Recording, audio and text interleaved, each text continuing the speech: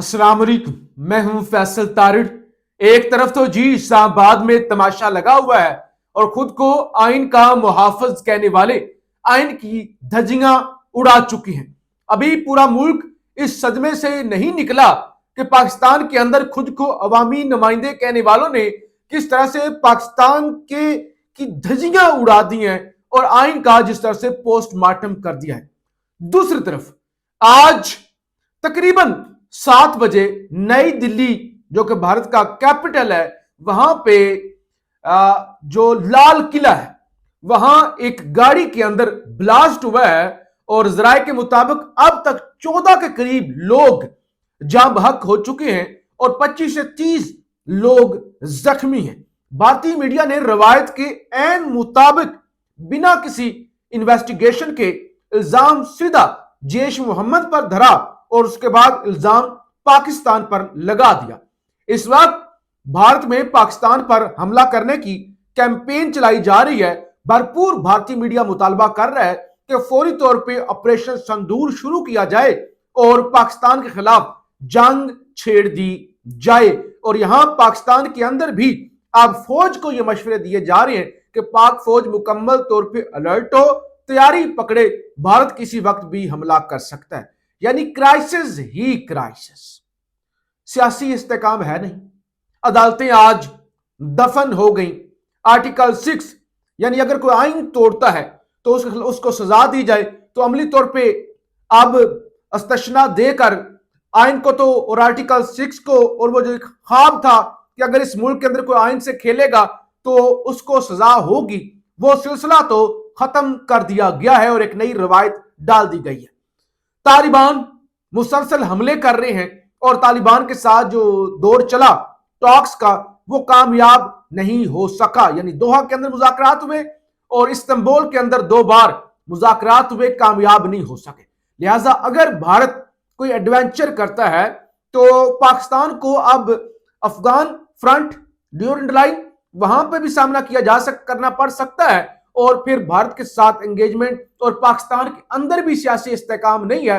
और जब पाकिस्तान और भारत की जंग हुई थी पूरे मुल्क ने पाक फौज को सपोर्ट किया था, अपने मुल्क को, अपने अदारों को सपोर्ट किया था और उस बजाय उससे कि वो यकजहती बढ़ती और लोगों का एतमाद अदारों पर बढ़ता, लोगों को जिस तरह से फिर जो सलूक किया गया, पहले तो कहा गया था कि ये सोशल मीडिया, ये सारे नौजवान फ्रंट लाइन वॉरियर है और बाद में उन्हीं नौजवानों को जिस तरह से मुकदमात का सामना करना पड़ा। तो लिहाजा पाकिस्तान के अंदर भी ऐसा माहौल नहीं है, ऐसा माहौल नहीं है कि कोई यकजहती की फजा बन सके। अगरचे आज राजा परवेज अशरफ साबिक वजीर आजम और खुद को जमहूरियत के चैंपियन कहने वालों ने जो धमकियां लगाई कि इनका पक्का बंदोबस्त किया जाएगा, इनको छोड़ा नहीं जाएगा, हम इनको छठी का दूध याद लाएंगे। आपने कहते पाकिस्तान तोड़ा, आइन तोड़ा, कानून तोड़ा, आप मुल्क के दिफा के दुश्मन है, हिंदुस्तान से याराना निभाते हैं, फौज के खिलाफ बातें करें तो पाकिस्तान में आपके लिए कोई जगह नहीं होगी।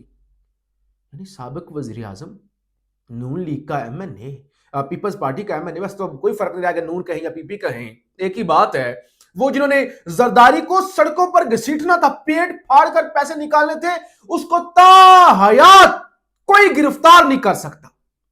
ये नून लीग ने किया है ना, और पांव पढ़कर किया है, पांव पढ़कर किया कि जरदारी साहब हमने आपका पेट नहीं फाड़ना, आपको सड़कों पर नहीं घसीटना।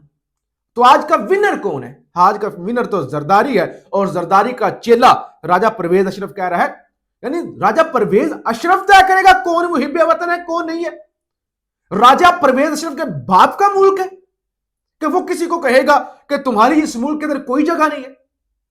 ये कोई अफगानिस्तान से उठकर आए हुए महाजर थोड़ी ही है कि जिसे चाहेंगे जब चाहेंगे उठाकर बाहर निकाल देंगे। कहते हैं आपके लिए कोई जगह नहीं होगी, फौज के खिलाफ बात बर्दाश्त नहीं करेंगे।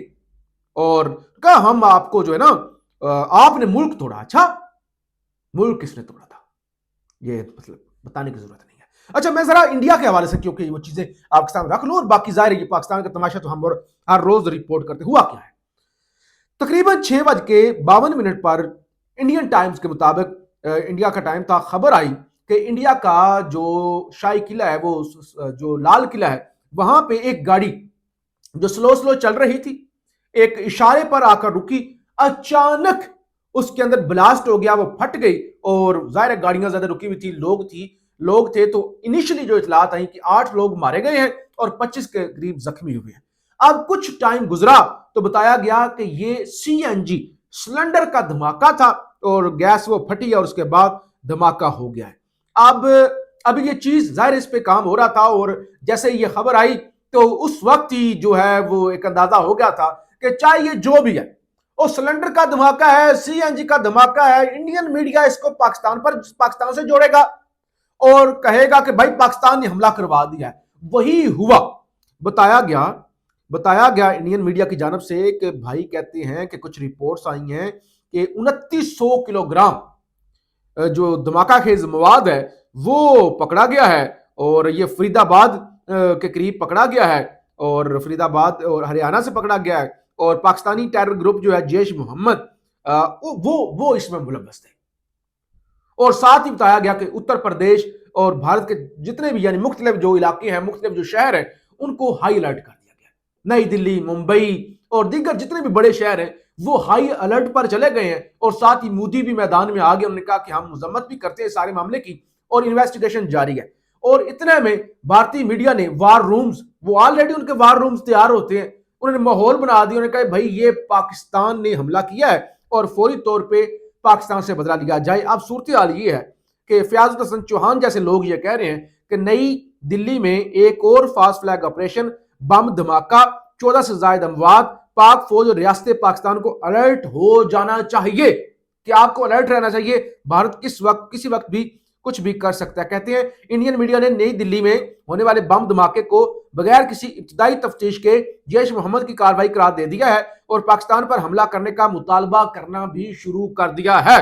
تو بہرحال یہ دھماکہ ہو چکا ہے, اور دھماکہ چاہے پھر وہ سلنڈر کا تھا, چاہے CNG کا تھا, چاہے کوئی ٹیرر اٹیک تھا, دھماکہ جہاں پہ بھی ہو, لوگ ہندو مرے, کوئی مسلمان مرے, کوئی جو بھی مرے, ہم اس کی مذمت کرتے ہیں.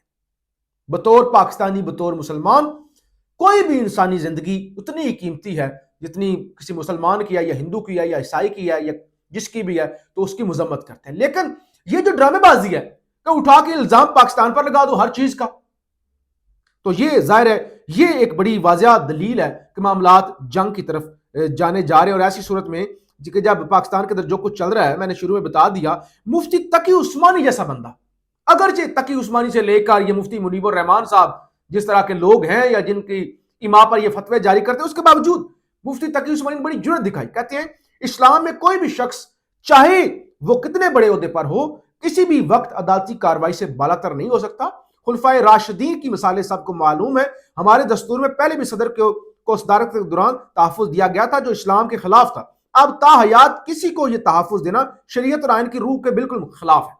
مفتی تقی عثمانی کہہ رہے ہیں چاہے یہ استثناء فیلڈ مارشل کے لیے ہو, چاہے صدر کے لیے ہو, یہ خلاف شریعت ہے. یہ تو خلفائے راشدین نے بھی نہیں لیا. ان سے بھی سوال پوچھ لیا جاتا تھا کہ یہ جو آپ نے کپڑے پہنے ہوئے ہیں آپ کی اتنی کمائی ہے یا نہیں ہے.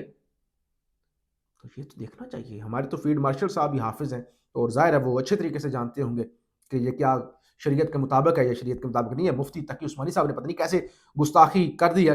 کہتے ہیں تاحیات کسی کو تحفظ دینا شریعت اور آئین کی روح کے بالکل خلاف ہے جو ملک کے لیے نہایت شرمناک ہوگا. اللہ تعالیٰ ملک کو اس بے عزتی سے بچائے, آمین. پارلیمنٹ کے ارکان سے دردمندانہ درخواست ہے کہ وہ یہ گناہ اپنے سر نہ لیں.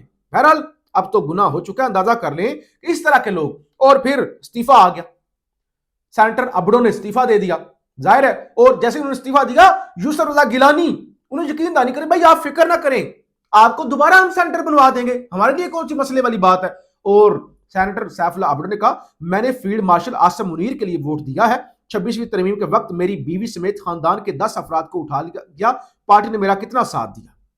کہتے ہیں میں نے تو بھائی ووٹ فیلڈ مارشل کو دیا, اور ساتھ ہی کہہ رہے کہ میرے جماعت کے میرے خاندان کے 10 لوگوں کو 26ویں ترمیم کے وقت اٹھا لیا گیا تھا.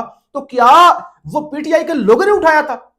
یا تو بتائیں نا کہ وہ کس نے اٹھایا تھا. پیپلز پارٹی کی حکومت نے اٹھوایا تھا سندھ سے, نون لیگ نے اٹھوایا تھا, یا کسی اور نے اٹھوایا تھا؟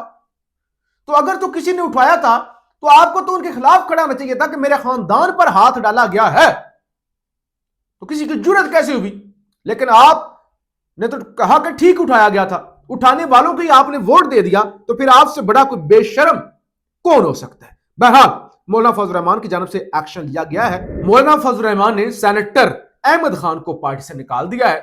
27वीं तरमीम में उन्हें वोट दिया था और आज अभी यानी वोट दिया और उसके 1 घंटे के बाद मौलाना फजल रहमान की जानब से क्विक एक्शन लिया गया है। और सेनेटर अहमद खान जो आज मुंह छुपाते फिर रहे थे, यानी ऐसा काम ही क्यों करते हैं जिससे आपको मुंह छुपाने पड़े, मुंह छुपाते फिर रहे थे, मीडिया का वो सामना नहीं कर पा रहे थे, अब उनको भी पार्टी से निकाल दिया गया है। बीएनपी मैंगल ने भी सेनेटर कासिम रोंजू, जिन्होंने पहले भी वोट दिया था, और नसीमा एहसान, उस वक्त नसीमा एहसान भी रो रही थी कि मुझे जबरदस्ती उठा के ले गए थे, आप दूसरी दफा भी क्या उठा के ले गए थे। तो लिहाजा मैंगल साहब की जानब से भी जो अपने दोनों सेंटर्स को पार्टी से निकाल दिया गया है, तो फौरी तौर पे क्विक एक्शन लिया गया है। तो ये सूरत हाल है। मुल्क चाहे वो तालिबान की तरफ से देखें, चाहे आप जो भारत के अंदर जो कुछ हो चुका है, तेजी के साथ अल्लाह ना करे लेकिन सूरत हाल उसी तरफ जा रही है कि जंग की तरफ जा रहा है। और पाकिस्तान के अंदर जो तमाशा लगा हुआ है,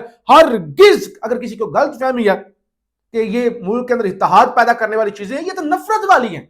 ये जो हुकूमत ने कर दिया है नून और पीपल्स पार्टी ने मिलकर, इन्होंने तो मौलाना फजल रहमान को भी अपना दुश्मन बना लिया है। बंदे तो ये पीटीआई के भी खरीद कर उठाकर या जैसे तैसे भी उनसे वोट ले सकते थे, लेकिन मौलाना के बंदे को भी वोट दिलवा के, तो इसका मतलब यह मौलाना को भी औकात याद दिला दी गई है और उनका भी अपने खिलाफ कर लिया गया है। पाकिस्तान जिंदाबाद।